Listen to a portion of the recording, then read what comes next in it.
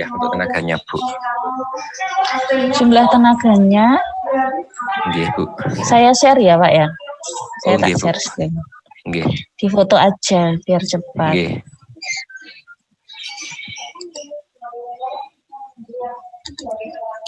Mas Rizky tolong Mas Rizky. Pakai foto HP aja nggak apa-apa Pak Otong? Nggih, ini saya pakai HP Bu, masalahnya Bu. Oh, oke.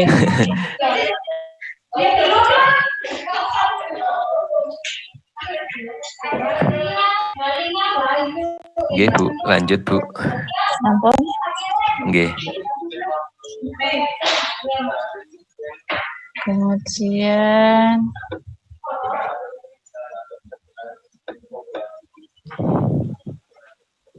nah, ini yang untuk profil setiap karyawan ini. Ya.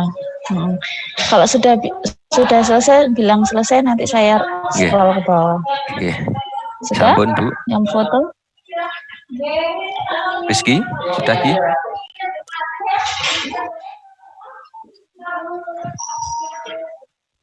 Oke. Kemudian sudah.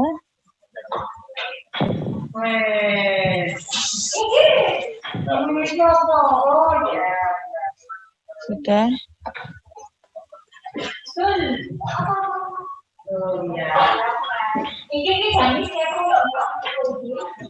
Oke.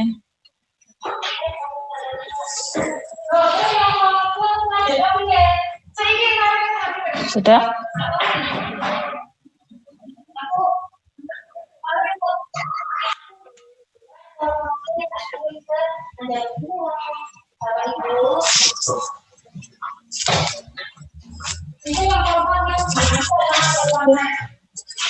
Ada lagi?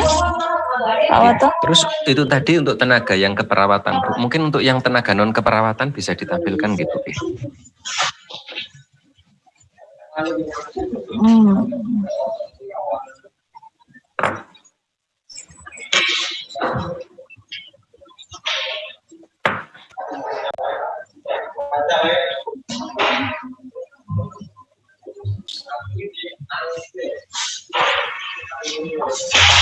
Sudah? Terus Bu Evi, itu tadi untuk tenaga perawatan dan non keperawatan. Mungkin untuk saya mau menanyakan tentang dokter, Bu ya. Untuk dokter di sini status kepegawaian dokter apa seluruhnya dokter dari rumah sakit ini, dalam hal ini mungkin PNS atau non PNS tapi di rumah sakit, atau mungkin ada dokter tamu atau bagaimana, Bu? Walaupun di kelas 3. Ya, sebagian dokter dari rumah sakit, sebagian besar, tapi sebagian besar ada dokter tamu. Karena sebenarnya ini kita tipe B, bukan pendidikan. Cuman karena kita punya MOU dengan FKUB, kadang kami ada dokter dari PPDS. Oh, oke. Jumlahnya sih menyesuaikan, tapi biasanya yang jaga di sini ya para PPDS itu. Nanti lapor ke dokternya, seperti biasa. Jadi setiap saat seandainya ada masalah itu perawatnya lapornya ke dokter PPDS dulu ya Bu ya, tidak langsung ke dokter spesialis gitu, nggih. Enggak, ya ke dokter PPDS itu. Biasanya memang ada dokter jaga PPDS. Nggih.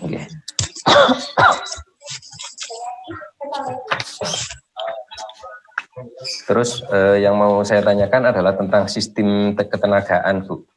Jadi untuk sistem ketenagaan di ruangan penjenengan ini, sistem pengadaannya seperti apa, Bu?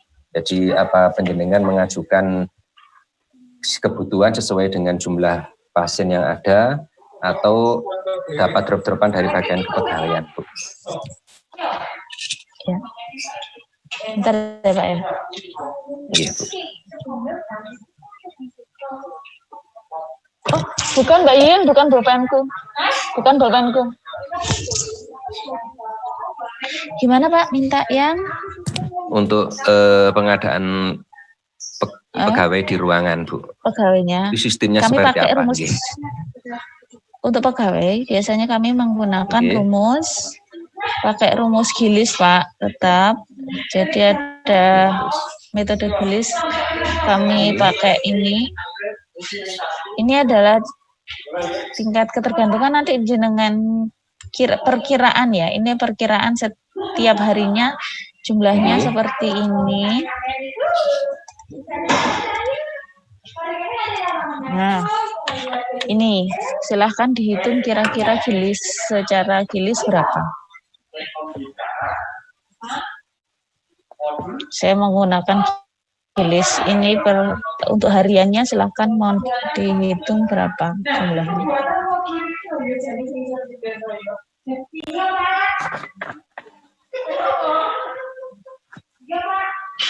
Oke Bu, terima kasih. Mas Rizky sudah di screenshot Mas Rizky.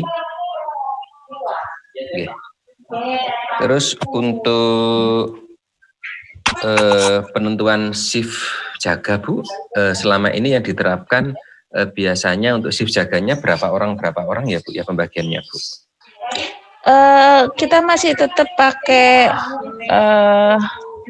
rumus gilis itu yang pakai 0,4 ya, yang 0,2 itu masih tetap itu. Cuman kadang-kadang kan masih kurang Pak. Jadi jumlah perawatnya kalau kita kira itu selalu kurang gitu. Tapi kan biasanya ada mahasiswa praktek. Ya, itu biasanya kalau pagi itu dari kami 6 orang. Kalau sore ada 4, malam ada 2. Malam ada 2. Ya. Pola shift-nya kami biasanya 3 hari pagi, kemudian sore 2 hari libur, malam 2 hari libur.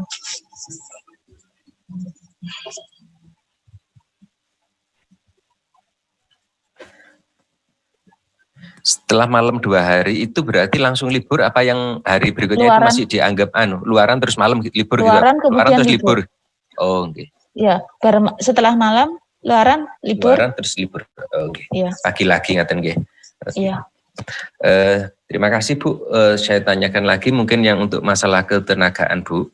Selama ini kan status pegawainya kan ada yang pegawai PNS dan BLUD.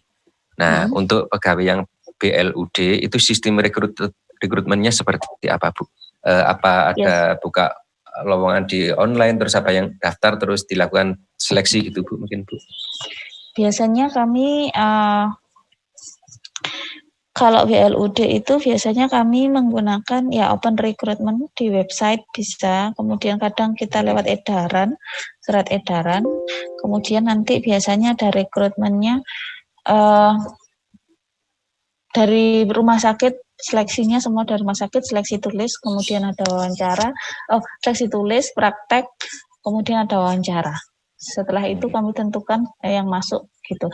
Kemudian biasanya yang sudah lulus semua rekrutmennya lulus, itu biasanya kami pakai sistem orientasi 3 bulan dulu. Jadi selama 3 bulan itu pegawai yang baru itu ditempatkan secara bergilir, jadi pindah-pindah dulu. 2 minggu di ruang mana, 2 minggu di ruang mana, sehingga kita tahu sesuai dengan kita akan menempatkan pegawai baru sesuai dengan kualifikasi pendidikan dan kesesuaian ketika orientasi itu dia memang sesuai di ruangan mana. Dan tergantung juga ruangan mana yang paling membutuhkan, itu juga mempengaruhi penempatan. Pertanyaan yang lain mungkin untuk pengembangan pendidikan dan pelatihan bagi karyawan Bu, apakah dibedakan antara pegawai yang PNS dan BLUD Bu? Untuk pegawai ya, pengembangannya ya. Sebentar. Sebenarnya kalau PNS kita proses ini ya gilirannya itu sebentar saya cek lagi tenaga kan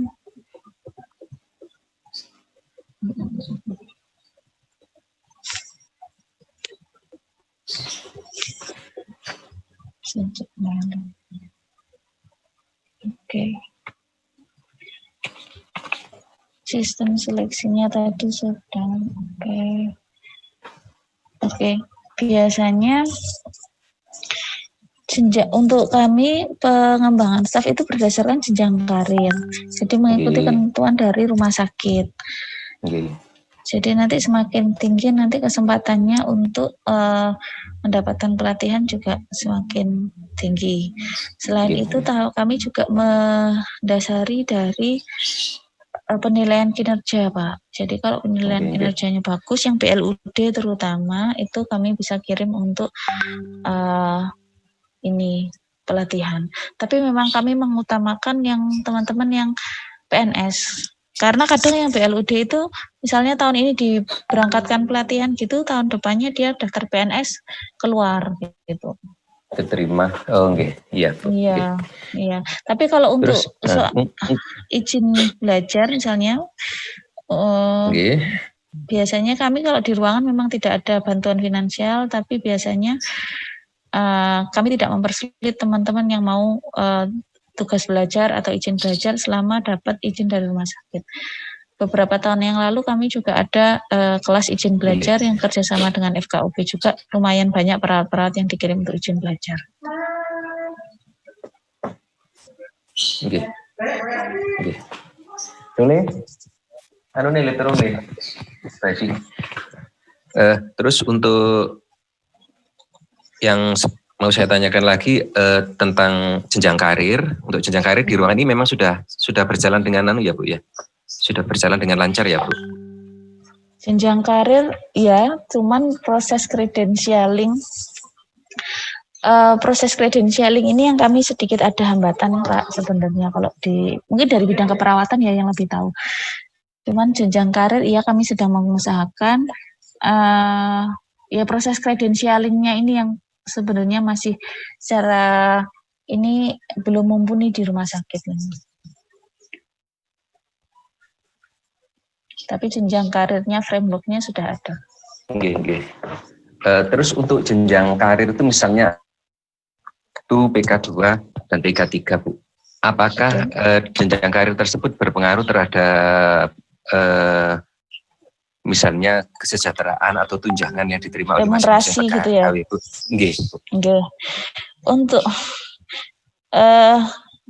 Untuk remunerasi belum. Sementara ini belum. Jadi masih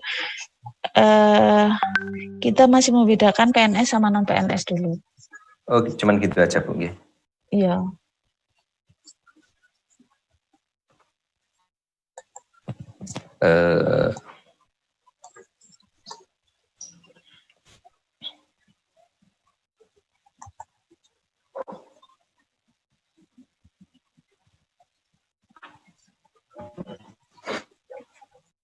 Terus untuk selama ini Bu, untuk pembagian kesejahteraan, karena ini kan bisa menjadi hal yang sangat sensitif ya di antara yang PNS dan non PNS itu, apakah ada perbedaan atau bagaimana ya Bu ya? Iya, kalau PNS memang lebih tinggi. Kemarin itu memang sempat ada protes juga dari teman-teman yang PLUD karena pada dasarnya yang PNS itu akhirnya malas, Pak. Banyak menurut versi mereka yang PNS itu lebih malas. Kalau ada pasien manggil itu nggak segera berdiri. Ini kami sedang mengusulkan, masih dalam proses pengusulan. Kalau misalnya teman-teman yang PLUD ini kalau jenjang karir ini sudah oke dan memang mempengaruhi sistem remunerasi, biasanya nanti kami akan menyesuaikan. Tapi memang kondisi saat ini masih belum, pihak rumah sakit masih belum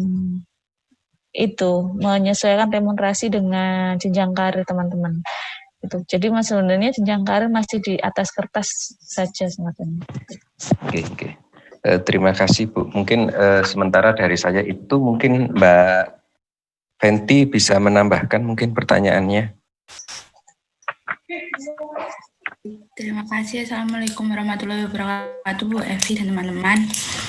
Saya mau menambahkan pertanyaannya dari Pak Woto, Bu Evi. Kalau untuk mengukur tingkat kepuasan kinerja perawat, bagaimana gitu? Mbak Eka, tapi untuk mengukur? Oh, Mbak Eka tadi. Oh, iya. Saya jawab lagi. Mbak Eka tadi sudah dicatat apa belum? Kalau sudah, saya nggak ini lagi. Oh iya, tadi saya nggak dengar waktu yang situ, Bu. Oke, baik. Sebentar ya. Oke, saya untuk tadi pendidikan kinerja kepuasan kita kayaknya. kita dilakukan setiap 6 bulan sekali. Kemudian penilaian dilaporkan oleh dari saya sebagai Karu ke Kepala Bidang Keperawatan atau untuk manajemen SDM. Kemudian biasanya alat penilaian Nun sewu Bu Evi. Ya.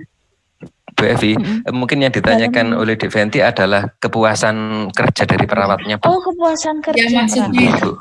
Nggih, Bu. Nggak pernah diukur ya, Mbak. Nanti sampai ukur sendiri. Jadi Iya, selama ini belum pernah diukur nih, Bu, kepuasan kerjanya. Kepuasan kerja, iya itu menjadi koreksi akreditasi kami kemarin. Tapi kemarin kapan yang beberapa bulan yang lalu itu ada mahasiswa praktek kebetulan itu kami di cek untuk kepuasan kerja perawat. Saya lupa ya berapa ya, 50 kok. 50% dari total skornya nilainya.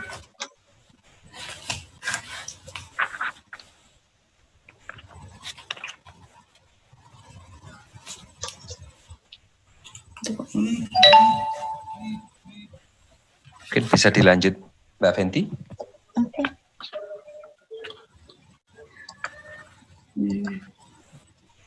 Kalau dari perhitungan Gilis tadi kan dari Bu Evi tadi sudah dihitung dan itu sebenarnya sudah masih sesuai ngoten nih sama harus rumusnya karena keterbatasan tenaga ngoten gitu tadi. Iya.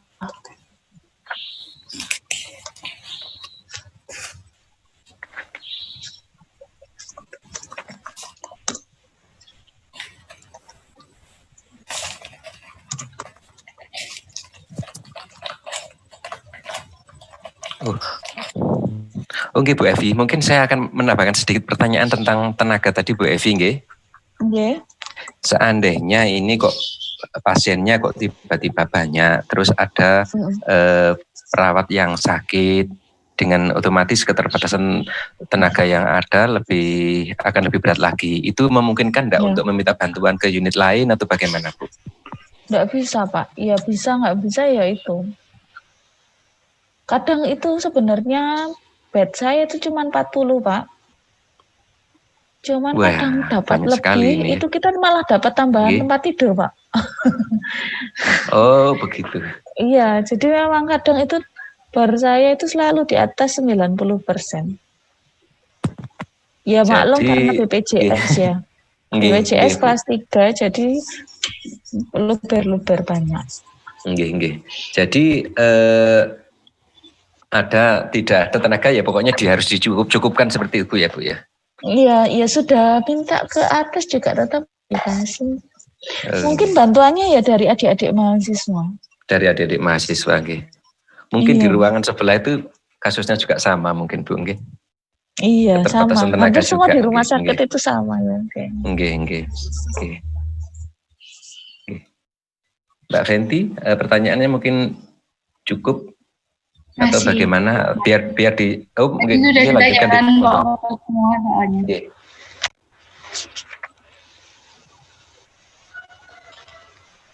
Sudah? Mungkin bisa dilanjutkan yang lain mungkin Mbak Fenti atau mungkin Mbak Fenti masih ada yang mau ditanyakan lagi, monggo. Masih belum ada Pak, soalnya pertanyaannya sudah terjawab tadi dengan yang ditanyakan Pak Oto hampir sama. Berarti mungkin Mas Rizky bisa dilanjutkan yang lain, mungkin Mas Rizky mungkin kami nanti juga seandainya ada yang kurang mungkin bisa di belakang lagi mungkin.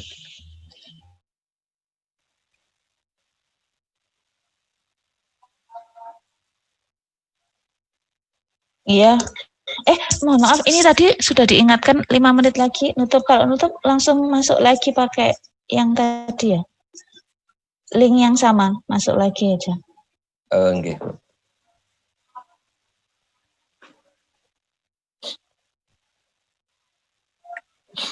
Ini bukannya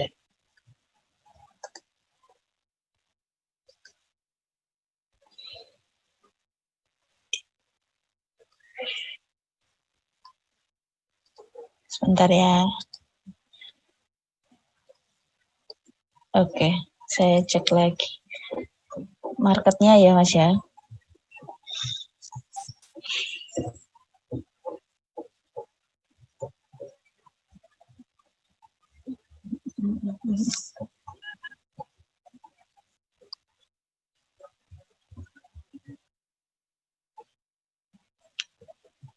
Oke. Barnya banyak ya. Sama minta apa? Daerah asal? Oh ini sudah. Saya klik lagi, saya share aja.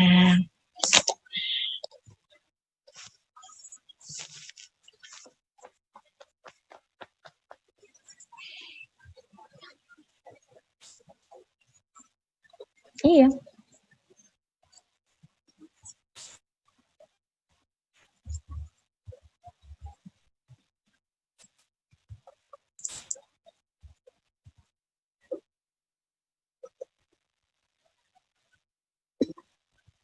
Iya.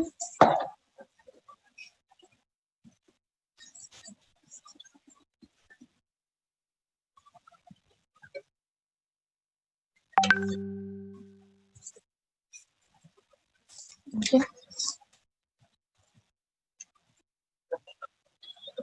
Bentar, belum selesai. Itu tahunnya diganti boleh? Karena itu ini adalah lama, data lama.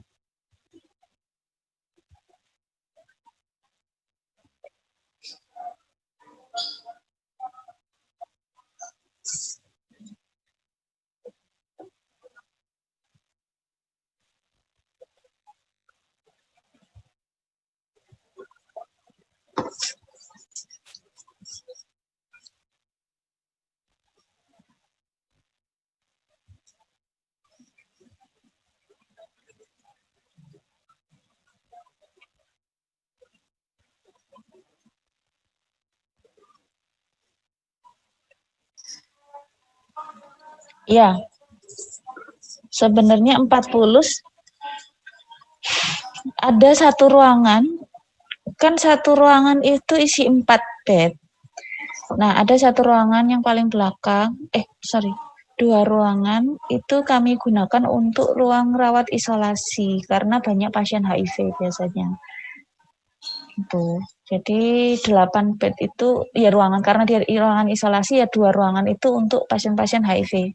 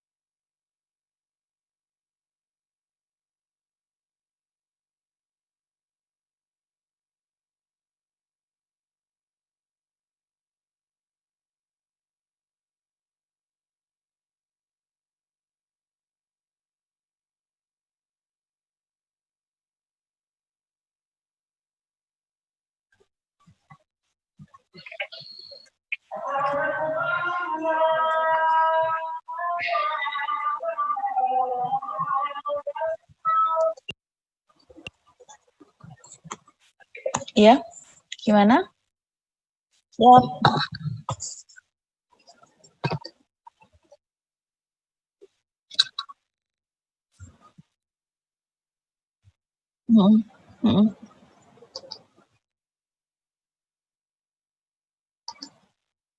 Iya.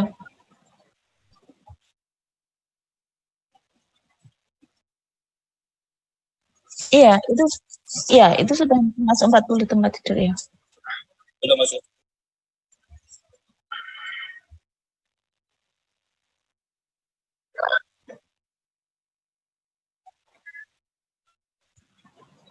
alosnya.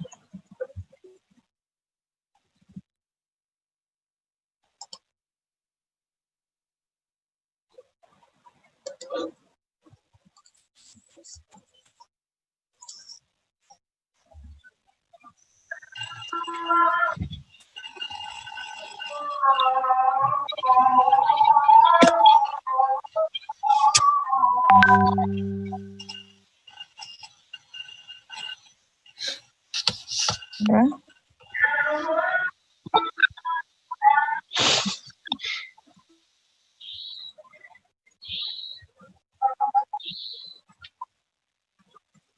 Oke. Sudah?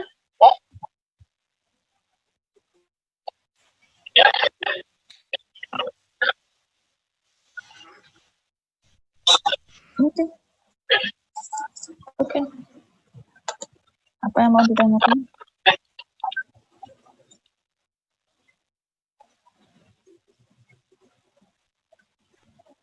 Gimana maksudnya?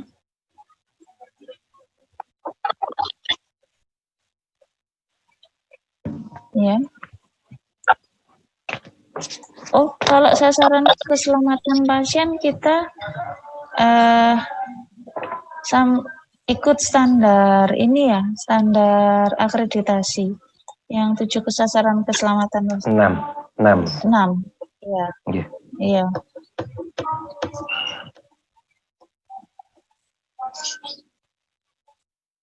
Oke.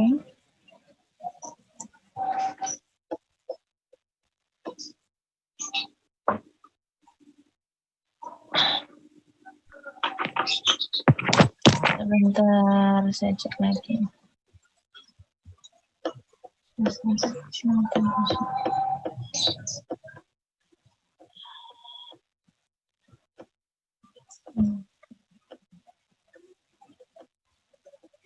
Bentar. Gimana, Mas? Untuk sasaran keselamatan?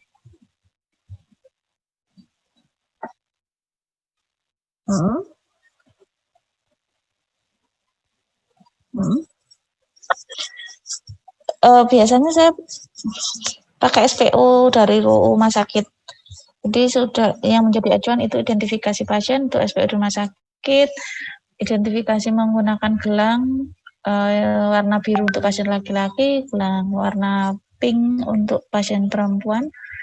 Kemudian ada gelang penanda risiko jatuh warna kuning, diberi stiker, Mas, kita kasih stiker warna kuning. Stiker ungu untuk DNR dan stiker merah untuk alergi. Ya. Jadi nanti kalau ada DNR ya kasih stiker warna ungu gitu.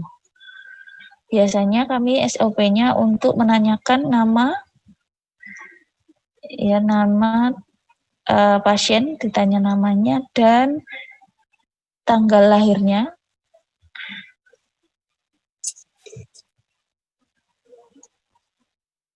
Atau biasanya kalau sudah sepuh kan nggak tahu tanggal lahirnya, kita tanya alamat rumahnya.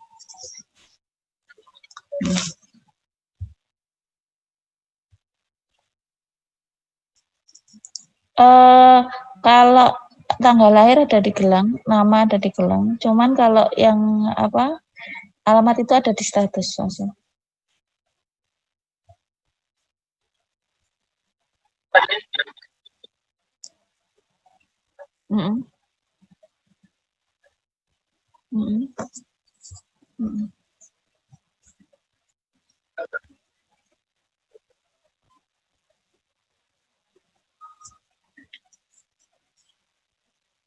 SPO-nya. Oh, kalau identifikasinya setiap kita interaksi dengan pasien, misalnya memberikan obat, terutama yang penting ketika memberikan obat itu dan memberikan prosedur gitu, itu kami biasanya menanyakan identitas pasien gitu. Saya sambil pindah tempat ya. Oke, terus kan. Izin mungkin yang saran saja, mungkin yang pokok-pokoknya saja dulu. Kalau yang itu Nggak apa-apa, ya. ini Anda masih bisa sampai besok juga kok. Nggak apa-apa. Oh, nah ini tadi kan nyambung juga tadi terkait pertanyaan tentang bed, ini masuk ke dalam material. Jadi mungkin bisa saling biar selesai pokoknya di satu, biar tidak nanti ditanyakan ulang di M yang lain begitu. Ya. Saya izin menyambung Bu untuk yang tadi ada 40 bed nggih. Iya. Mungkin ada denahnya mungkin Bu, denah ruangannya seperti apa, berapa jumlah kamar untuk pasien, ada kamar ganti dan lain-lain. Denah ya. Oke.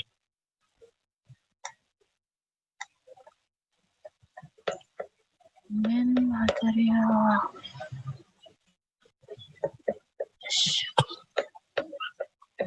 Oke. Sorry.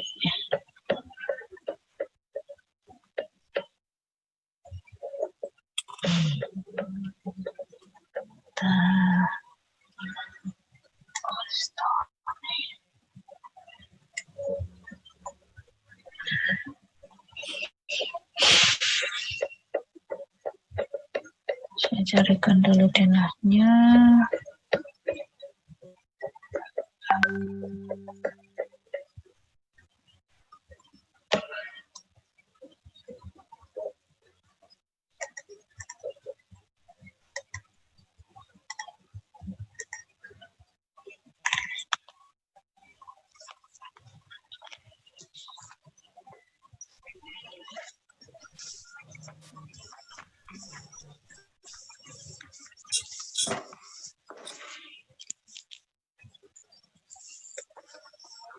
Sudah Bu denahnya Bu.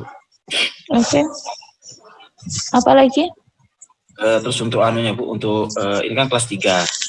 Jadi di setiap kamar itu ada berapa bed isinya?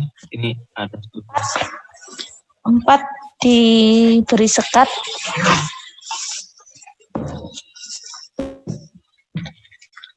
Satu kamar ada 1 kamar mandi. Terus apa lagi masalahnya Bu? Kamar mandi, ada wastafel. Wastafel 1. Maaf lagi lihat. Lemari pasien di setiap bed pasien. Di setiap bed pasien ada lemari kecil dan meja pasien yang jadi 1 meja pasien. Terus apakah ada kursi untuk penunggu? Ada 1 kursi bangku untuk penunggu. Di wastafel itu Bu, apakah Anda sudah ada 5 momen 6 langkah dilengkapi dengan sabun? Sabun iya, sama stiker iya. Apakah ada handuk atau tisu di setiap wastafel? Ada tisu. Tisu. Ya Bu. Untuk penamaan kamarnya Bu, oh ya ruang 1, ruang 2 ya, ruang seperti itu ya. Iya. Seperti di gambar denah itu. Iya. Untuk nurse station-nya mungkin lanjut dulu Mas Rizky, nanti saya menyambung lagi apabila ada yang perlu saya tanyakan.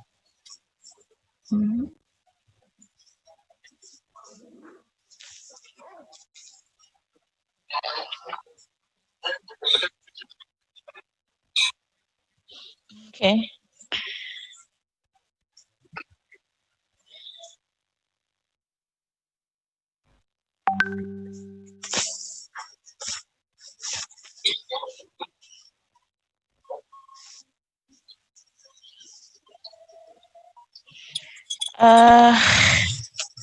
Iya, belum pernah diaudit. Supervisi iya, cuman di audit gini Mas, kita itu supervisinya masih belum ada SOP supervisi. Jadi selama ini ya jadi supervisinya ya supervisi tidak terdokumentasi dengan baik.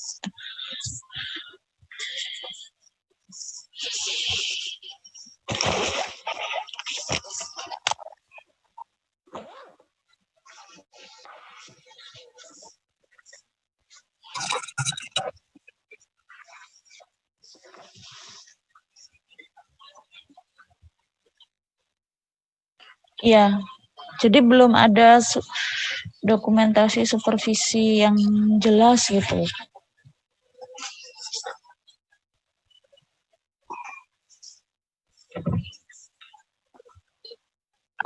Pemasangannya di UGD, pelepasannya ketika pasien pulang itu sekalian waktu ngurus administrasi kita potong. Setelah keluarga ngurus administrasi, kemudian lapor ke perawat kita potong.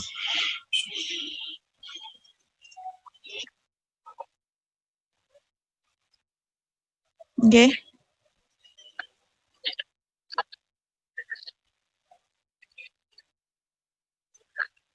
Ada. Oke. Untuk sebentar.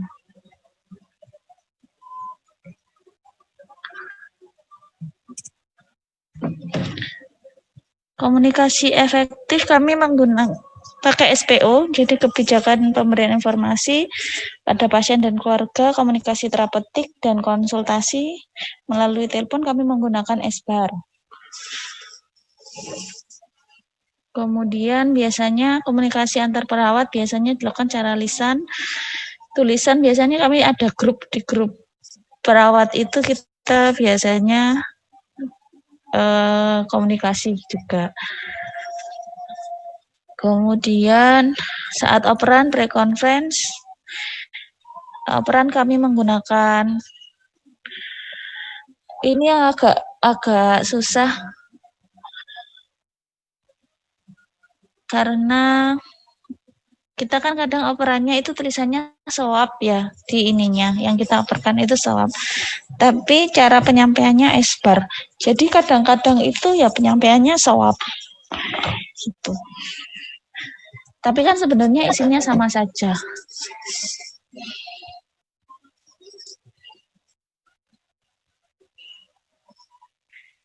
Harusnya gitu.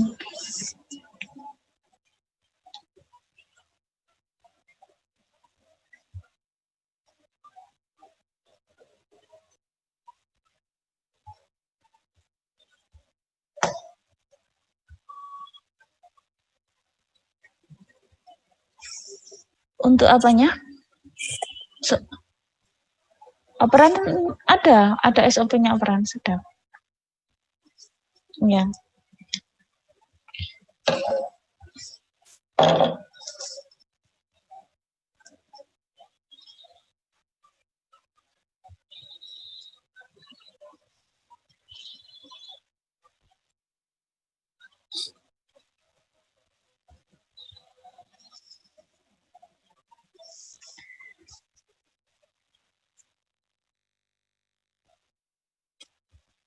Yang paling sering sama farmasi. Ya radiologi juga sering. Ini kami kadang biasanya yang paling susah itu dengan IGD, Mas. IGD itu kadang kalau ngoperkan pasien keluar PDW gitu.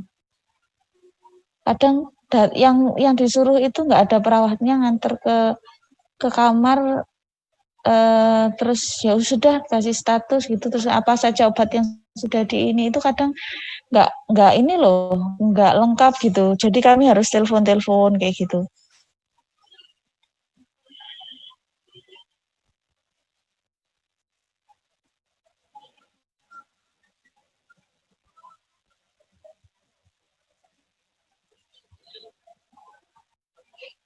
Untuk penerimaan pasien baru, kalau orientasi pasien baru, kalau ada pasien datang, itu kami orientasikan dari perawat kita ke ini bisa, sudah ada. Tapi kayak transfer, apa ya, operan antar ini loh, unit itu loh Mas, yang agak susah. Kalau ICU masih oke kita, sudah paham mungkin ya sama-sama rawat inap. Kalau sama perawat UGD yang susah. Mohon maaf Bu, apakah ada form transfer pasiennya? Ada, tapi itu kadang kosong.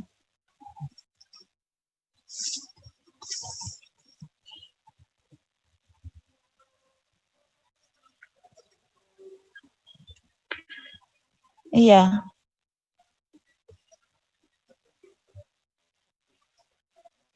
izin menambahkan Bu pertanyaan dari Mas Rizky.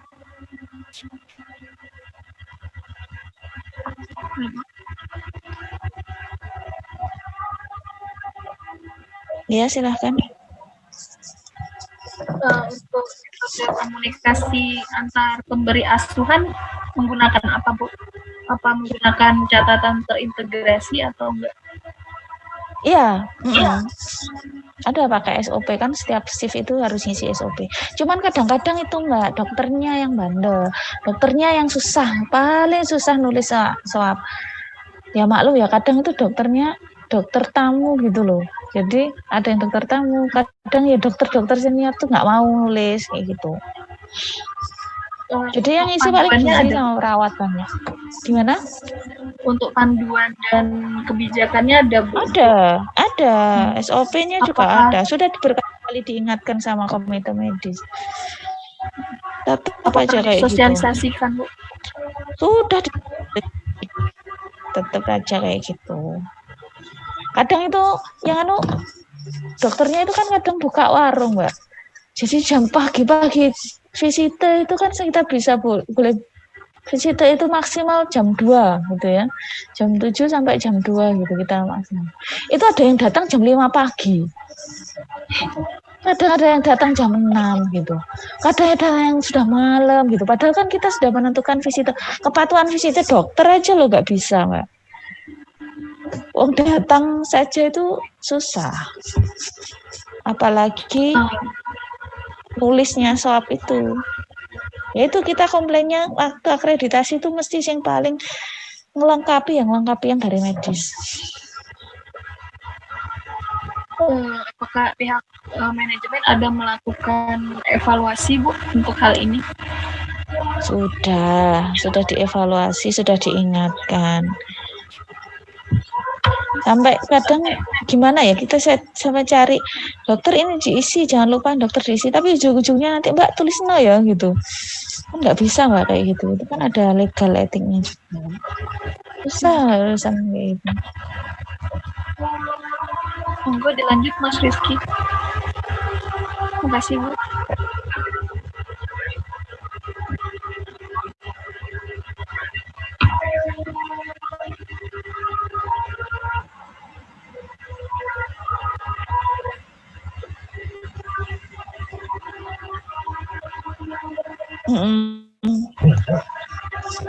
Iya. Operan biasanya itu. Cuman kadang operan itu punya perawat saya itu kadang-kadang telat, Mas.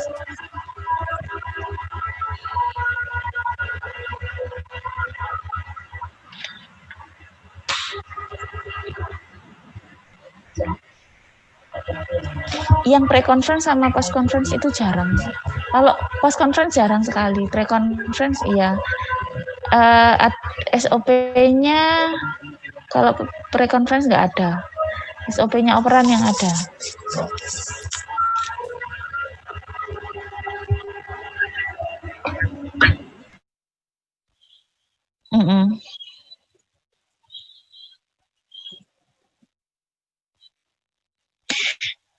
Kalau kadang itu saya bilangnya teman-teman tuh ngiranya selalunya saya operan saja, padahal operan tuh kadang sama pre-conference tapi nggak kerasa gitu loh, jadi kayak melebur sama operannya, jadi pre-conference-nya nggak terlihat terpisah dengan operannya.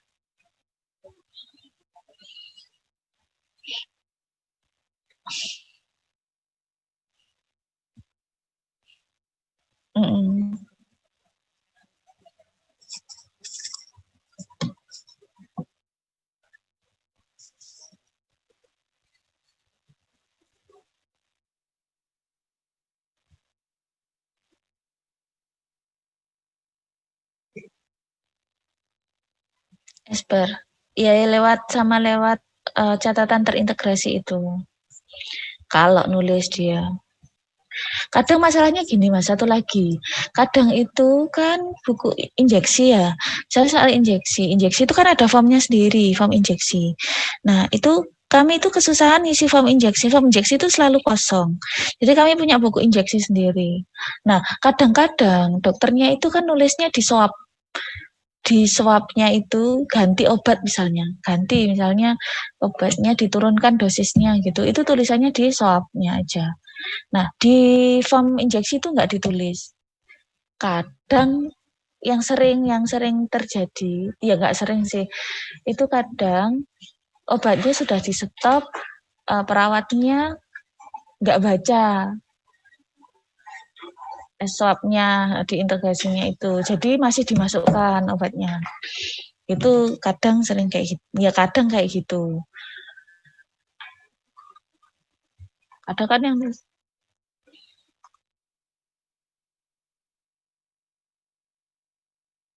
enggak, buku injeksi itu kan sebenarnya enggak boleh Mas kalau secara akreditasi.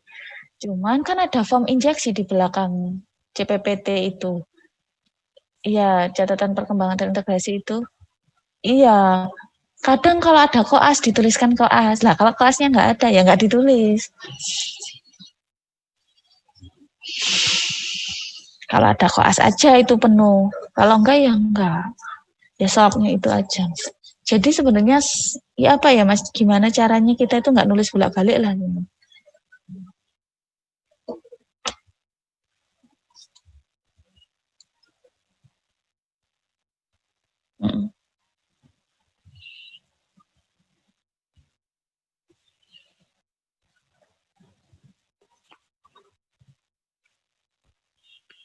Iya sudah ada.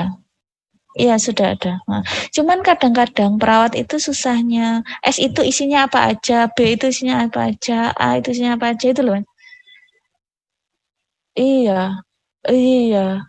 Kan kalau swab tuh langsung swabnya ya, dibacakan swabnya gitu. Nah itu yang S-bar itu sudah sering lupa, tetap aja sering lupa. Lali Mas. Nyambung sedikit Bu, tadi terkait komunikasi.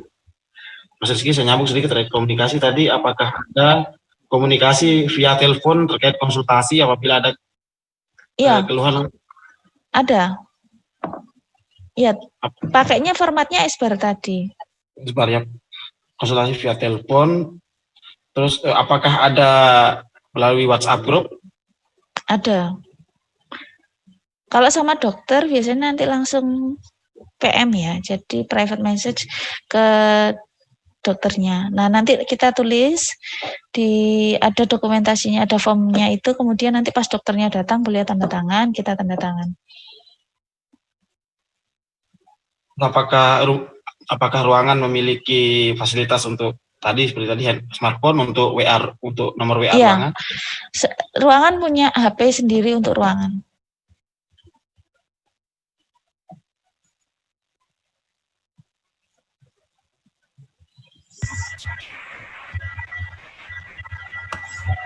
Izin menambahkan Bu, pertanyaan. Ya, iya. Untuk mekanisme evaluasinya bagaimana Bu untuk komunikasi efektif itu sendiri? Ya itu tadi, karena saya biasanya supervisi hanya mengingatkan saja, belum ada evaluasi yang ini. Belum pernah mensupervisi untuk komunikasi ini. Berarti belum pernah dihitung untuk capaian pelaporan kelengkapan untuk komunikasi yang sesuai sebarnya tadi ya Bu? Belum pernah dihitung berarti ya Bu? Belum. Ini kadang ini ya Mbak ya, kalau Anda benar-benar praktek itu Anda yang menghitung sendiri, observasi sendiri. Iya. Iya. Iya. Bu. Bu Evi. Iya. Bu Evi mau izin menambahkan pertanyaan tentang fungsi ketenaga kerjaan tadi.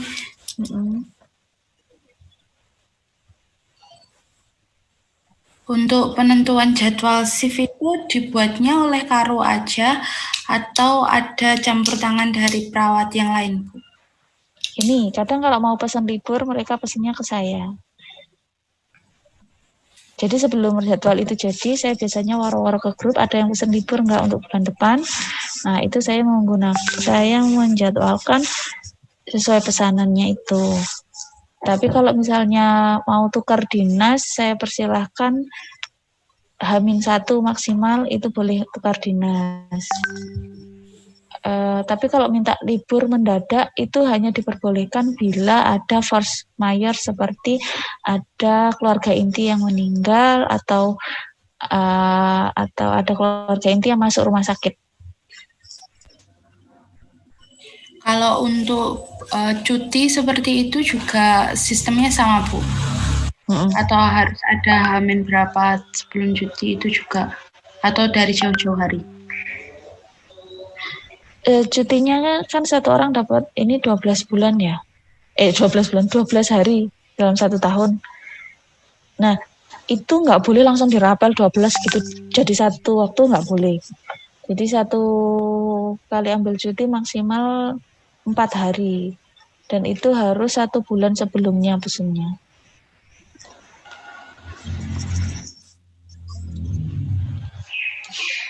Kalau untuk berarti kalau seumpamanya nggak ada yang pesan libur atau apapun, semua keputusan jadwal jaga ada di Karung ya? Terima kasih Bu Evi. Sudah? Iya. Mm-mm.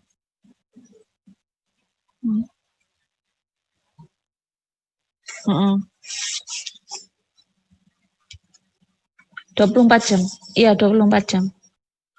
Iya.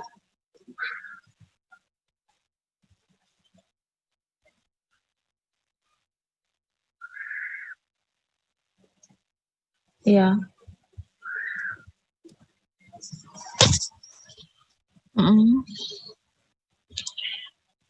Kebijakannya kita pakai 7 benar. Jadi ya menjelaskan indikasi, kontraindikasi dan efek samping. Tapi kalau pas memberikan obat itu tanpa kita kadang gini agak susah ya kalau menjelaskan indikasi, kontraindikasi, efek samping. Kadang nggak dikasih itu, nggak dikasih keterangan itu. Nah ini yang 7 benar ini Mas yang tadi saya katakan. Kadang kan tadi dia lupa nggak lihat swabnya, nggak cuma lihat buku injeksi itu. Kadang mereka syukur salin kayak gitu. Itu menjadi masalah ini. Saya bolak-balik saya mengingatkan perawatnya susah. Ya, tidak tepat obat kadang. Tidak benar dosis juga itu namanya. Belum lagi kalau datangnya telat gitu ya. Ngeplosnya obat telat, terus akhirnya lebih dari 30 menit gitu. Gitu. Ini saya agak-agak ini.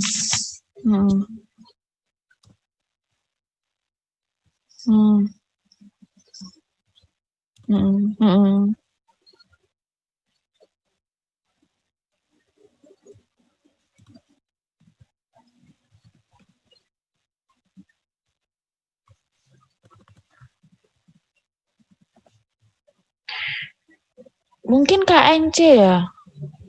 Nah itu juga Mas, susah itu dokumentasinya kadang gitu. Kadang itu perawatnya nakal, dia tidak mau lapor ke saya. Iya. Nah temannya melindungi.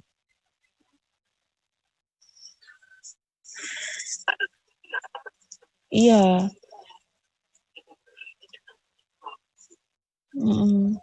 Kalau Sentinel pasti ketahuan kalau Sentinel Mas. KTD pasti ketahuan. Sejauh ini KTD belum ada. Tapi mungkin KNC, KTC itu mungkin ada.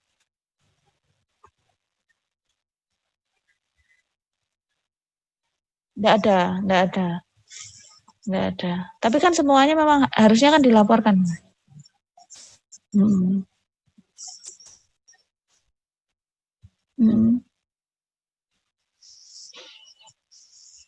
Sudah. Nah itu yang kami untuk kita masih kebingungan bagaimana supaya perawat itu tidak nulis beberapa kali untuk injeksi dan tetap pakai di formnya injeksi yang di status itu terisi juga tepat kayak gitu gimana Mas ya caranya?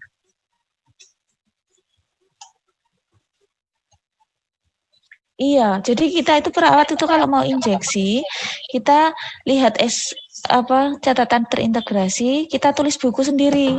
Nah, padahal buku injeksi itu nggak boleh. Kalau sesuai akreditasi nggak boleh ada buku injeksi karena dia tidak punya kekuatan legal. Nah, yang punya kekuatan legal itu di form injeksi. Nah, form injeksi itu ada di status pasien. Nah, masa kita setiap injeksi kita bawa statusnya pasien. Akhirnya kita bikin itu buku injeksi itu. Tapi padahal sebenarnya buku injeksi itu nggak boleh. Nah, sesuai akreditasi nggak boleh, kita tahu. Tapi gimana caranya perawat itu ketika injeksi dokumentasinya cukup satu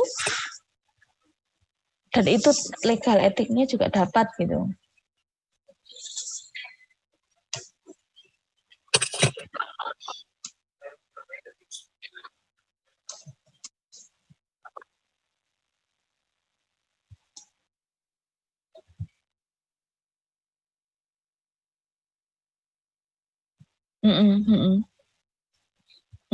Betul sekali.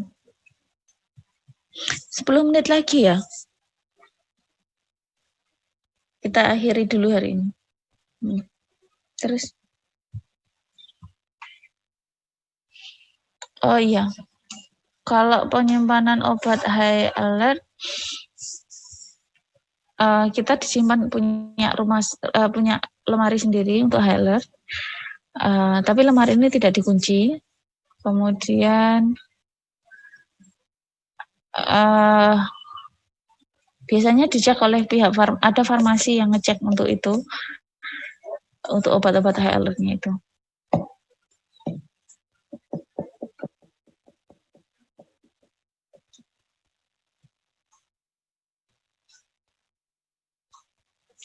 Iya. Ya kalau saya konangi saya laporkan, kalau enggak ya enggak.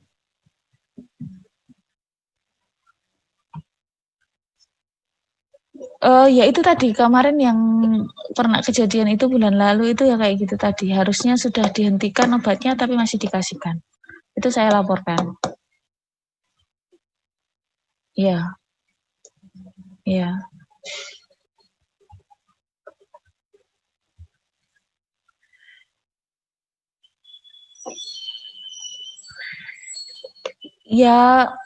Ya saya ingatkan, saya tegur. Pertama saya tegur dulu.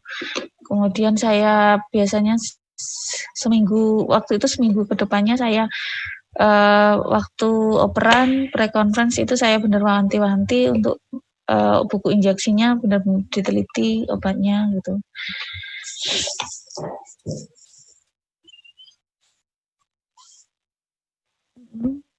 Izin Mas Rizky, izin Mas, saya mungkin mau menambahkan sedikit pertanyaan yang berkaitan dengan KPD tadi. KNC. Izin Bu, menambahkan Bu. Untuk jumlah KNC dalam pemberian obat yang Ibu katakan tadi, ada berapa orang pasiennya? Satu. Untuk jumlah pasien di hari tersebut, kira-kira berapa Bu? 32. 32.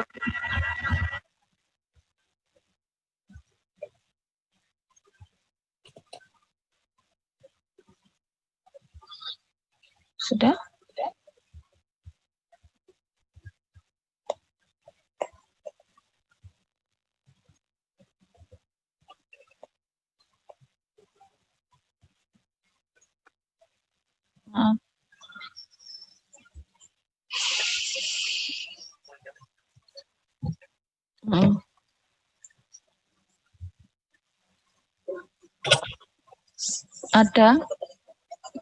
Ada, ya. Kalau dari hasil audit dari PPI itu 85%. Tapi kapan hari itu saya audit sendiri, saya coba aja iseng audit. Itu hari pertama saya audit itu 60%. Hari kedua 56%. Hari ketiga 58%.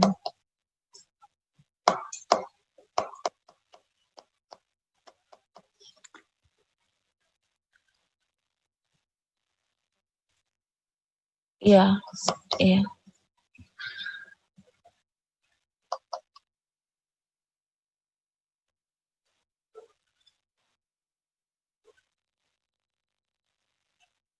Satu kali.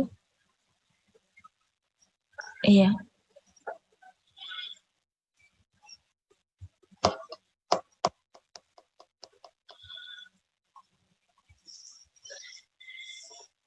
Ada 5,5%.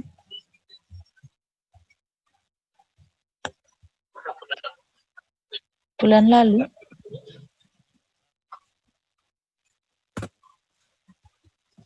Tanggal sama ininya disesuaikan aja Mas Rizky.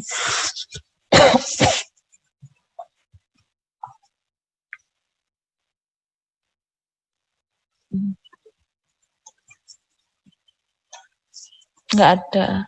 Oh, ya itu tadi 5,5% pasien. Yang di Kubitusno.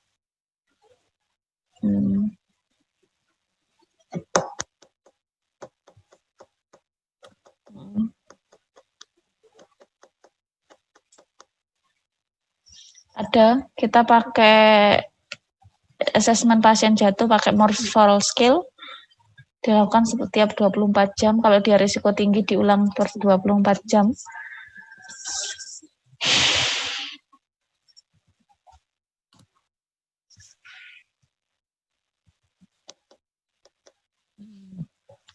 Nggak ada yang jatuh.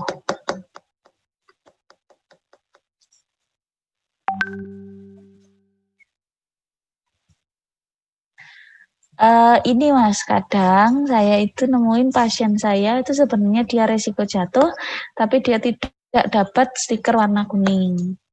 Gitu. Saya lihat di statusnya pasien, itu emang nggak berisiko, tapi begitu lihat pasiennya berisiko. Saya tanya ke perawat saya, lu kenapa kok nggak sama, pasiennya itu berisiko, kok ini nggak berisiko. Ya karena perawatnya itu ngisinya sambil ngawang di nurse station, nggak lihat pasiennya.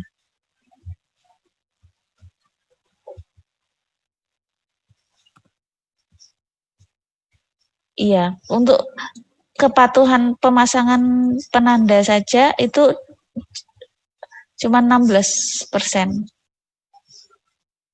Nah, ketepatan asesmennya saja yang benar-benar tepat itu cuma 55%. Nggak ada karu yang kayak gini itu, ukur-ukur di. Ya. Nggak ada. Untungnya nggak ada.